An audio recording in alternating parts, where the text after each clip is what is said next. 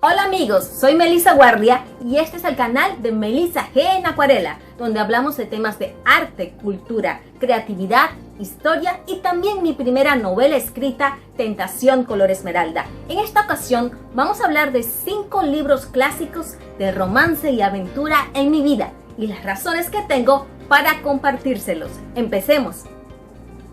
Los temas de romance siempre ponen nuestra imaginación a volar. Nos lleva hasta el amor, hasta la fantasía, hasta la imaginación, pero se tienen que enfrentar también a obstáculos, a la crítica y la incomprensión, mientras que la aventura nos hace descubrir nuevos escenarios, personajes, temas y cosas inesperadas. Cuando se une el romance con la aventura, la combinación es casi perfecta. En esta ocasión vamos a hablar de 5 libros clásicos de romance y también de aventura, que aunque están separados de nosotros en espacio y en tiempo, todavía tienen mucho para darnos. Vamos a descubrir este primer libro de romance. Presentóse en esto una criada trayendo una caja de flores y antes de que pudiera hablar, Anita le había destapado y se extasiaban todas al ver las nuevas rosas que entre helechos y verdes hojas contenía. Claro que son para Belle. Jorge se las manda siempre, como las de hoy no las he visto de preciosas, exclamó Anita, aspirando con fuerza el aroma. Dijo el hombre que eran para la señorita Marsh. Y aquí viene su sobre, interrumpió la criada presentándoselo a Meg. ¡Qué divertido! ¿De quién son? No sabíamos que tuvieras novio, dijeron las muchachas rodeando a Meg con gran curiosidad y no poca sorpresa. La carta es de mi madre y las flores son de Lori, dijo Meg, sencillamente pero muy satisfecha de que no la hubiera olvidado. Este primer libro de romance es Mujercitas, de la autora Louise May Alcott. Esta es una lectura que data de finales del siglo XIX y siempre se ha pensado que está reservada únicamente para un público juvenil femenino, para que todas las niñas y jovencitas comiencen a leer sobre las aventuras de 4 hermanas, pero realmente Mujercitas va más allá. Para esto tenemos que entender cuál fue el contexto que vivió la autora. Alcott fue una enfermera durante la Guerra Civil a finales del siglo XIX, hacia las últimas décadas, y viviendo ella los estragos de esta guerra, toma ella inspiración también en la estructura familiar que tuvo, porque fue hermana de 3 muchachas más, eran 4 muchachas, y así construyó estas 4 jóvenes, la familia Marsh, que tuvieron que atravesar un periodo de 1 año en espera de ver qué pasaba con su padre, que se había ido a la guerra, y que quedaron solas en compañía de su madre, la señora Marsh, y tuvieron que seguir viviendo la vida. La lectura de Mujercitas a veces se puede pensar que está muy llena de detalles, de encajes, de flores, de cintas, de cosas que pueden resultar a veces también muy azucaradas o muy dulces. Pero si pensamos que la autora quería rescatar de un escenario de guerra, quería rescatar los estragos del combate y hacer que la vida tuviera de nuevo flores y tuviera de nuevo alegría, podemos entender de qué va esta trama tan mundialmente conocida, pero en días actuales a veces un poco criticada. También hay que ver el contexto social de la época para saber que la mujer no se esperaba de ella que tomara acciones o que tuviera una capacidad de emprendimiento. De hecho, el dinero era un factor muy importante que no debía faltar y para ello el matrimonio era el camino ideal. Para contarte un poquito de Mujercitas, te tengo que hablar de las 4 hermanas. La mayor es Meg y vive pensando mucho en las cosas que le gustaría tener y que no tiene. Jo, que es el diminutivo de, por ejemplo, Joanne, es la más rebelde, se caracteriza por ir siempre en contra de las tradiciones de la época. Incluso se describe que en algún momento se corta el cabello. Es una intelectual también porque le gusta la escritura y es una especie también de niña grande que está muy dispuesta a luchar contra todo aquello que puede ser impositivo. Le sigue también Beth, mucho más calmada y serena, mucho más apegada, yo diría, a una personalidad pacífica. Y no podemos olvidar a la pequeña Amy, que también se describe como una niña muy bonita, que le gustaba la pintura y que completa este cuadro de 4 muchachitas que junto a su madre, la señora March, tienen que atravesar este periodo de una Navidad a la otra en esperas de ver qué sucede con la guerra y qué sucede con su padre. El romance se beneficia muchísimo en épocas de primavera, cuando aparecen las flores, y para que entiendas un poquito más lo que Mujercitas nos propone y lo que nos lleva a ver el romance, te podría compartir un capítulo que precisamente se da cuando la primavera aparece y la mayor de las mujercitas, Meg, es invitada por una familia muy adinerada a pasar unos días y tener una experiencia muy diferente. El extracto que les leí inicialmente es de esa parte de la trama. Ese capítulo se llama La Feria de la Vanidad. Ahí Meg vive una experiencia muy especial. Ella se prepara a llevar todo su vestuario con mucha ilusión, a pesar de que sus vestidos no son muy nuevos, pero de todas maneras agradece los detalles de tener unos nuevos pares de guantes, unas nuevas medias de seda. Sueña con tener una cinta de color violeta, pero no tiene una cinta de color violeta porque ese es su color favorito. El asunto es que cuando llega a pasar 15 días con esta familia muy adinerada, la familia Moffat, ve un panorama muy distinto al que vivía. La familia March, para tener un contexto también amplio de la trama, había perdido su fortuna. Su padre, el padre de familia, había confiado en unos amigos, les prestó el dinero y resultaron ser personas inescrupulosas, así que ellos de alguna forma pierden también su capital, pierden el dinero que tenían. Todo esto era también muy conocido y Meg soñaba con tener cosas que no estaban a su alcance. Cuando pasa esos 15 días en medio de señoritas bien arregladas, con lo último de la moda, se enfrenta a un mundo muy diferente. Y lo que les leí al inicio de que llegó una caja con flores, le hizo ver que tampoco todo lo que es hermoso es verdadero, es puro y limpio, porque esa caja de flores despertó una verdadera cadena de rumores de que, por ejemplo, ya su madre estaba preparando a que ella se casara con Laurie, que es un muchacho que tiene un abuelo millonario, que vive con su abuelo y que es vecino de ellas. Cuando Meg descubre que detrás de ella están hablando de que su madre está de alguna manera viendo que Laurie puede ser la salvación económica de la familia, Meg se desilusiona un poco, pero de nuevo aparece la Feria de la Vanidad y cuando ella puede ser ataviada como una señorita elegante, disfruta mucho de ese momento, disfruta mucho de los bailes, del cortejo, de sentirse bella. El final de la experiencia es que ella le confiesa todo a su madre y su madre le recuerda el verdadero valor del amor y del verdadero valor de ganarse el dinero, que el dinero no debe ser la razón para casarse. En esa época, estamos hablando hacia finales del siglo XIX, eso era toda una revolución pensar de esa manera.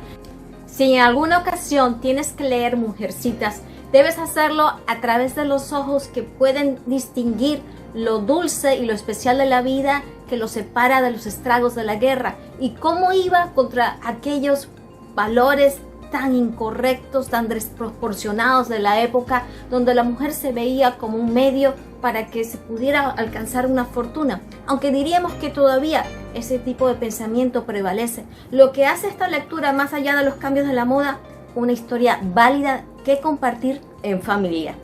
Esta vez los guardias no la entraron por el costado, la escoltaron a través de la entrada principal del palacio.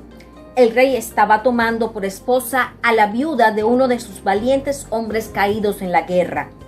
Quizás esto se hacía para mostrar la gran magnanimidad de David, porque ella, después de todo, era solo una mujer común, la hija de un guerrero, la nieta de un consejero militar.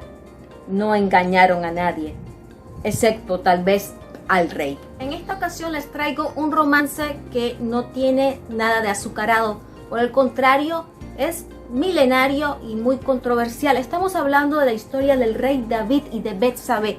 La autora Francine Rivers toma esta historia que es de muchísimos años antes de la era de Cristo y se atreve a escribir esta ficción histórica en su serie de libros Linaje de Gracia, y tiene el capítulo de Betsabé titulado Melancólica en español.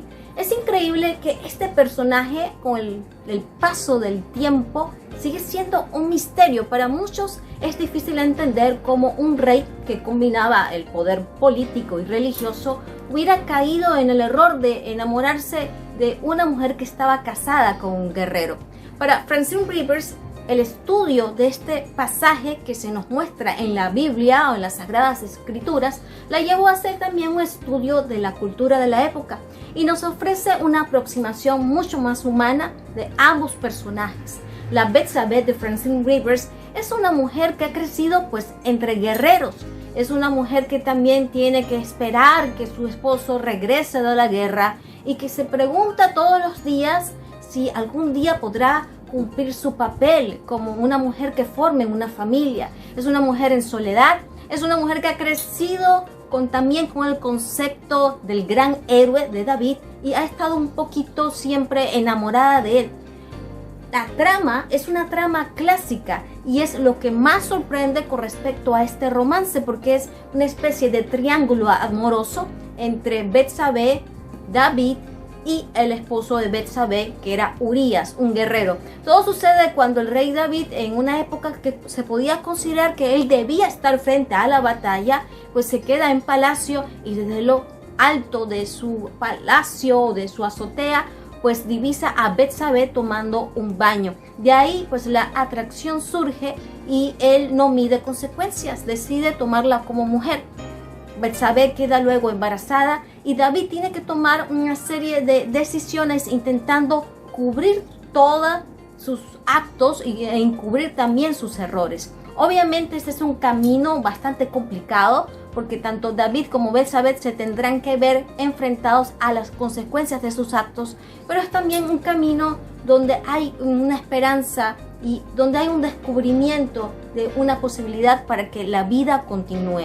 Esta trama siempre ha sido muy impactante y la razón que tuve para compartirla fue porque este libro, junto con el primero de la serie, me llegó sin buscarlo y me pareció realmente, después que lo leí, una manera muy interesante de hacer una trama complicada algo mucho más sencillo. Me sorprendió muchísimo que los comentarios sobre esta lectura, para algunos que toman las Sagradas Escrituras como parte de su fe diaria, pues sentían que no debieron haber leído una especie de ficción histórica inspirada en este pasaje bíblico, ya que el personaje del rey David es un personaje muy respetado para muchas religiones.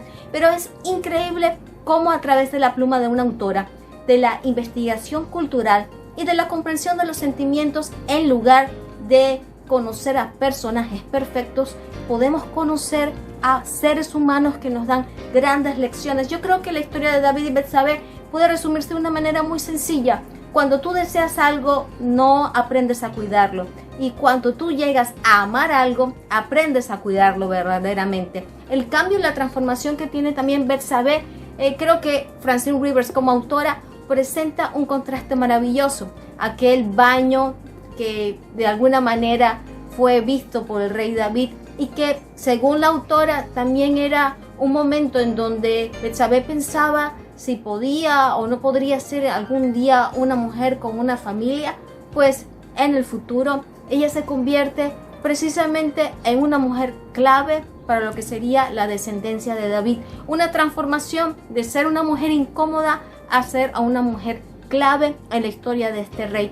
También podría compartirles otras razones. Yo creo que es muy importante cuando dejamos de ver a los personajes como un lienzo blanco donde no cabe imperfección alguna, y por el contrario lo vemos como un pergamino que puede desenrollarse y ahí podemos leer todas las cosas que han hecho, que han sentido, por las cuales han pasado.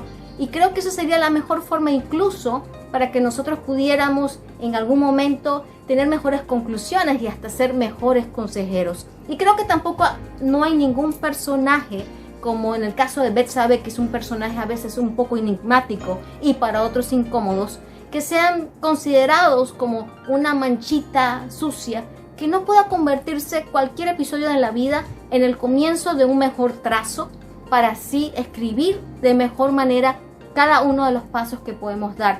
Sin duda alguna, la combinación a veces del poder político con el religioso hace que la gente sienta que sus personajes son ídolos, y eso es algo más tentador que el propio baño que se tomó Betsabé y que despertó la curiosidad del rey David.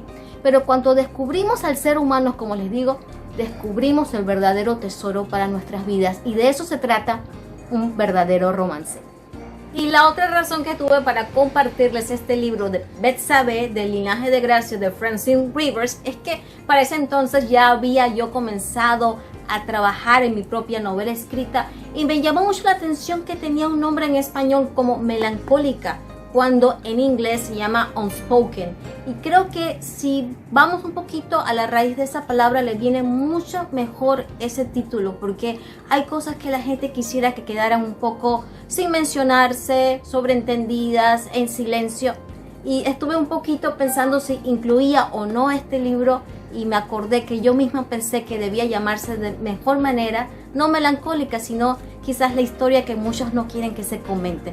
Creo que el romance siempre debe llevarnos a conocer la verdad. Cierto día, un rey muy poderoso tuvo un sueño muy extraño que le narraba la manera de apoderarse de un anillo mágico.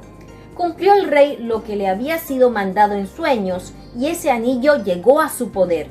Esta sortija era tan milagrosa que tenía el poder de convertirle en invisible si se la ponía en la boca, en invencible si la llevaba en el dedo, y en amo absoluto de un poderoso genio que hacía cuanto se le mandase si colocaba el anillo por el suelo. Si hablamos de romance y aventura, no pueden faltar las 1001 noches.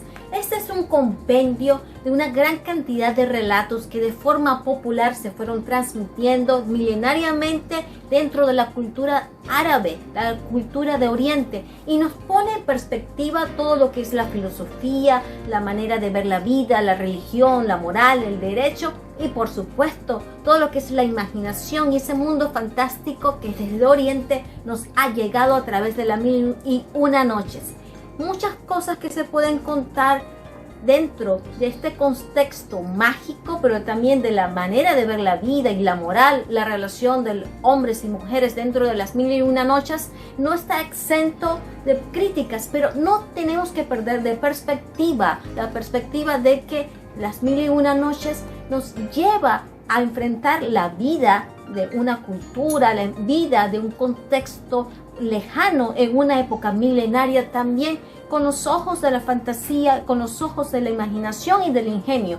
Y es que dentro del marco que encierra las 1001 noches está esta historia de una joven doncella que se enfrenta a la ira de un sultán que está dispuesto a hacer morir cada una de las esposas que obtiene, y que al día siguiente, después de la boda, no vivirán. Pero una de ellas es tan imaginativa, tan creativa y tan astuta que logra mantener la atención de este sultán contándole una historia tras otra, y que hace que siempre ella permanezca con vida porque el sultán quiere escuchar más sobre estas historias. Y se dice que así pasaron 1001 noches hasta que ella pudo sobrevivir y convertirse en la reina. Pero las 1001 noches va más allá de este enfrentamiento cultural, moral, que alguien puede criticar en esta época, porque también tiene una gran cantidad de personajes, y muchos de ellos son personajes masculinos. En el extracto que les compartí, se habla de un rey que encuentra un anillo mágico milagroso, bajo el cual también tendrá el poder de un genio. Bueno, este anillo llega hasta su hijo menor, el príncipe Ali, que al tenerlo como parte de su herencia, sus hermanos quieren matarlo, y él se tiene que ir huyendo a una isla.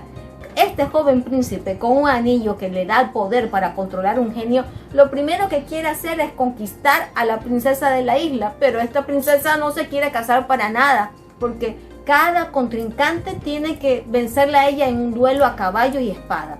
Obviamente este joven príncipe enamorado, lo primero que le pide al genio es un caballo que le permita ganar el combate y así desposar a esta princesa. Y su deseo es cumplido, pero para el príncipe Ali este deseo cumplido no significa inmediatamente la felicidad. Y el cuento va de que él tendrá que recuperar tanto su anillo como la felicidad entendiendo que la misma en su caso será a través de la libertad. Es una mezcla de ingenio, fantasía, sabiduría, enseñanzas para la vida, pero algo que nunca se transformará son los verdaderos valores que te permitan a ti convertirte en una persona libre y feliz. Y las 1001 noches, con sus romances y aventuras, todavía conservan ese tesoro para cada uno de nosotros. Passepartout se presentó. Es la segunda vez que le llamo. Pero si no es medianoche. Lo sé, y no le reconvengo. Salimos hacia Dover y Calais dentro de 10 minutos. ¿El señor se marcha de viaje? Sí, vamos a dar la vuelta al mundo. ¿La vuelta al mundo?, murmuró Passepartout asombrado. En 80 días, respondió el señor Fogg. No tenemos ni un minuto que perder.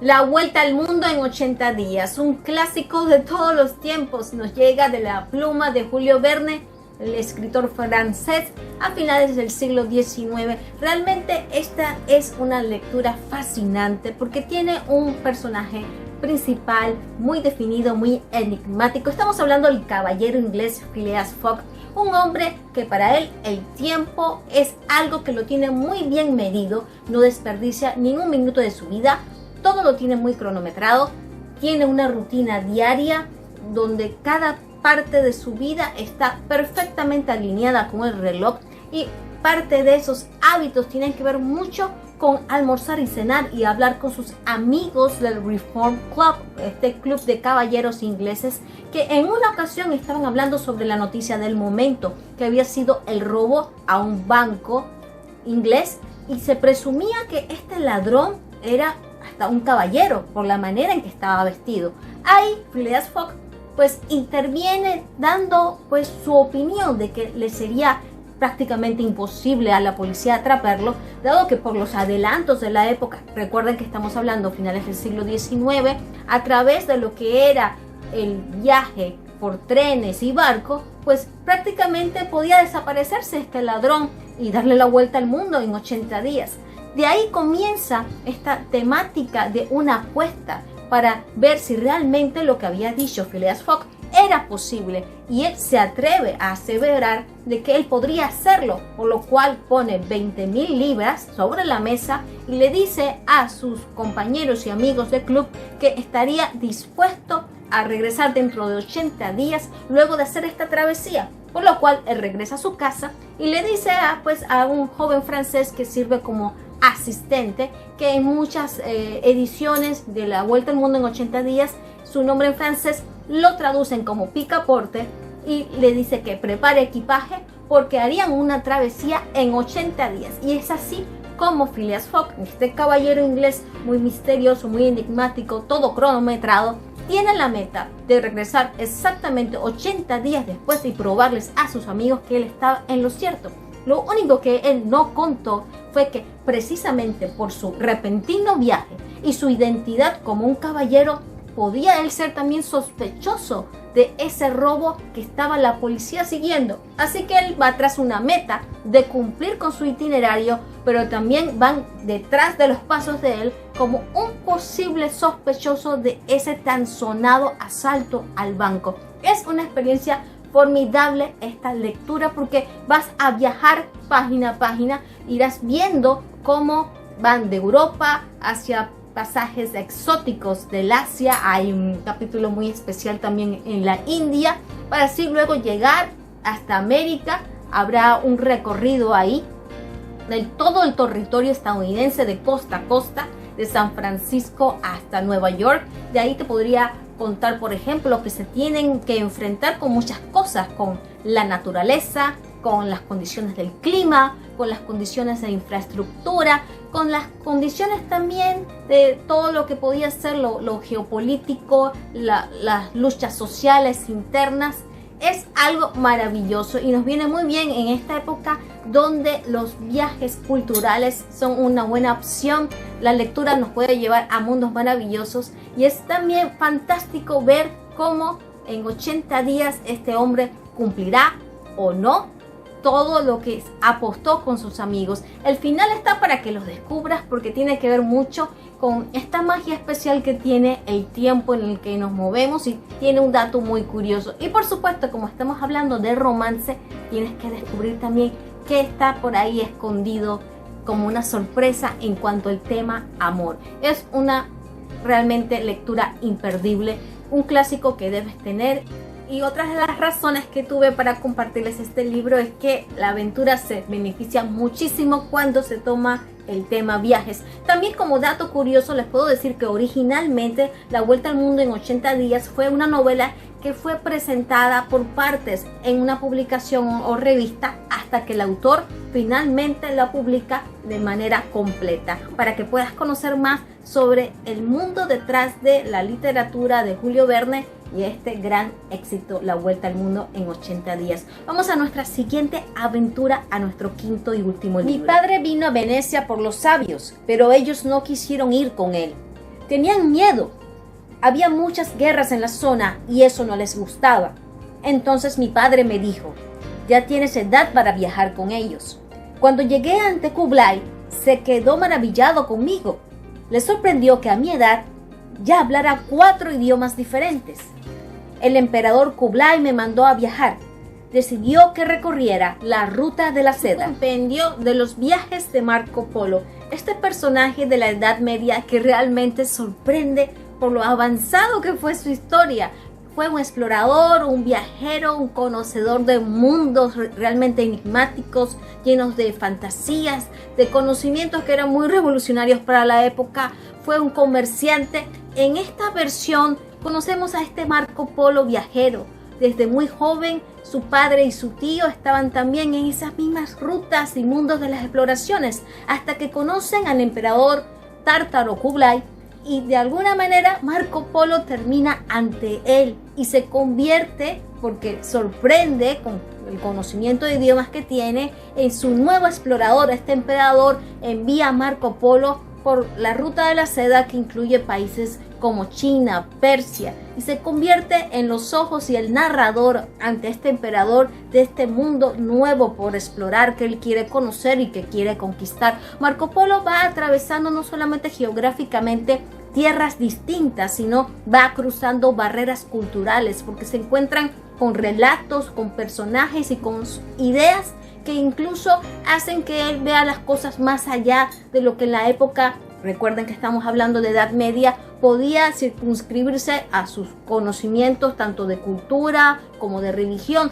Por ejemplo, cuando estuvo en Persia brevemente, supo una historia de los reyes magos, los reyes que visitaron al niño Jesús, y le contaron la razón de los regalos que le hicieron los reyes magos al niño Jesús. Dijeron que regalaron oro para ver si sería un rey, le regalaron también incienso para ver si sería Dios, y mirra para ver si sería médico, y se sorprendieron al ver que el niño Jesús tomó los 3 regalos, pues interpretándose así que los Reyes Magos entendieron que ejercería estos 3 papeles, pero que el niño Jesús también les dio a los Reyes Magos un regalo que descubrieron ellos al abrir una pequeña cajita tipo cofre que les dio el niño Jesús, y encontraron una piedra que significaba la firmeza y la constancia. Pero para los Reyes Magos no fue de total agrado, y dicen que lanzaron esa piedra a un pozo, y de pronto de ese pozo salió una llamarada de fuego que no se apaga.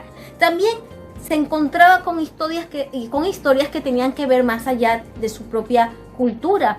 Se encontraba con historias, por ejemplo, que tenían que ver con los personajes de la religión musulmana.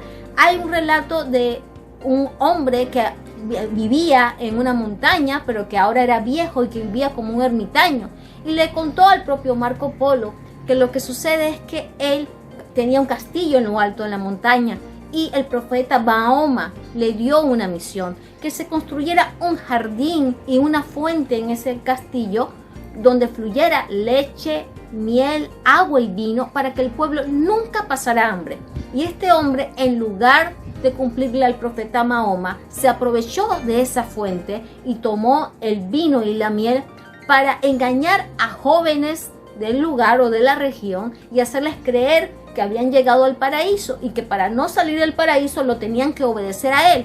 Y luego le contó este mismo ermitaño que él perdió su castillo, que de cierta manera sintió que había caído del castigo divino por haberle faltado el profeta Mahoma y que ahora veía solamente la montaña donde un día estuvo ese castillo. Marco Polo escuchó acerca de magos, astrólogos, de reyes, de grandes historias que realmente van más allá de la imaginación, porque Marco Polo y sus relatos de sus viajes fueron contados cuando él estaba en prisión en Venecia a un compañero de cárcel o de prisión, Rostichello de Pisa, quien fue el que escribió las crónicas de los viajes de Marco Polo, el libro de los viajes de Marco Polo o el libro de las maravillas, esta publicación que en su época fue todo un éxito, y estamos hablando de una publicación que se hizo antes de la invención de la imprenta. Para muchos encuentran que esta publicación, cuyos manuscritos originales ya no existen, ahí se puede ver la faceta que él tuvo como comerciante,